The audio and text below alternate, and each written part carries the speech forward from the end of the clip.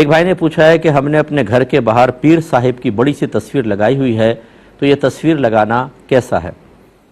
دیکھیں، شرعاً جائز نہیں ہوتا، تعظیماً لگائی گئی جاندار کی تصویر منع ہوتی ہے، اور نبی کریم صلی اللہ علیہ وسلم کے فرمان کے مطابق وہاں رحمت کے، اس گھر میں رحمت کے فرشتے نہیں آتے۔ عقیدت تصویریں لگانے کا نام نہیں ہے۔ پتہ نہیں عام لوگ کیوں اس روش پہ نہیں چلتے ہیں کہ جو ہمارے اکابرین کا طریقہ ہے، جو ہمارے نبی کا طریقہ ہے، جو صحابہ کرام اہل بیت کا طریقہ ہے، انہوں نے تصویر لگائی تھی؟ نہیں، انہوں نے دین کا کام کیا تھا،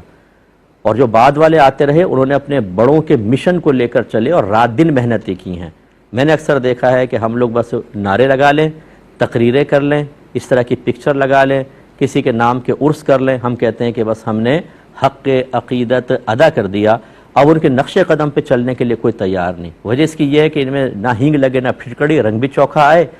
تعریف بھی ہو جاتی ہے، لوگ کہتے ہیں بھی واقعی یہ تو بڑے عقیدت رکھتے ہیں، اور کام دھیلے بھر کر نہ کریں۔ تو اصل تو شہرت ہی کے طالب ہوتا ہے ایسا آدمی، تو مل گئی شہرت، باقی جو رات دن کام کرنا تھا اس سے بھاگتے ہیں، کیونکہ اس سے جان جاتی ہے، اس میں محنت کرنی ہوتی ہے، اس پہ استقامت حاصل کرنی ہوتی ہے، اس میں ذاتی مفادات قربان کرنے پڑتے ہیں، اس میں نفسانی خواہشات کو قربان کرنا پڑتا ہے، اور یہ قربانیاں دینے کے لیے ہم تیار نہیں ہیں۔ گویا کہ ہم باتوں کے غازی ہو گئے، حقیقی طور پہ مجاہد ہم نہیں ہیں، یعنی اپنے نفس کے ساتھ جہاد کرنے والے، دین کا کام کرنے والے اب نہیں رہے ہیں، اس کا انکار نہیں ہے، لیکن بہت ہی کم ہیں۔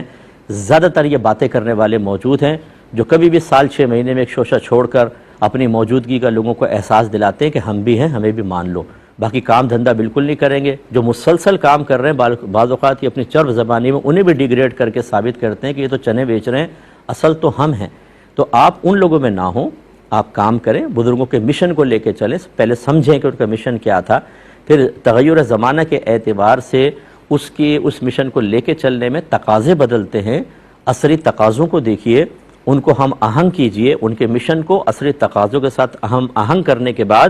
پھر آپ لے کے چلیں۔ اگر آپ خالی ان کے تقاضے لے لیں گے، یعنی وہ جو مشن لے لیں گے، عصری تقاضوں، کرنٹ جو ایشوز ہیں ان کو نظر انداز کر دیں گے، آپ ٹھوکر کھائیں گے اور لے کے نہیں چل سکتے ہیں۔ حالات تغیر زمانہ کے اعتبار سے، تبدیلی حالات کے بنا پر پالیسیز بدلتی ہیں، لا عمل بدلتا ہے، دین کے کام کا طریقہ بھی بدلتا ہے۔ امید ہے کہ آپ بات سمجھے ہوں گے۔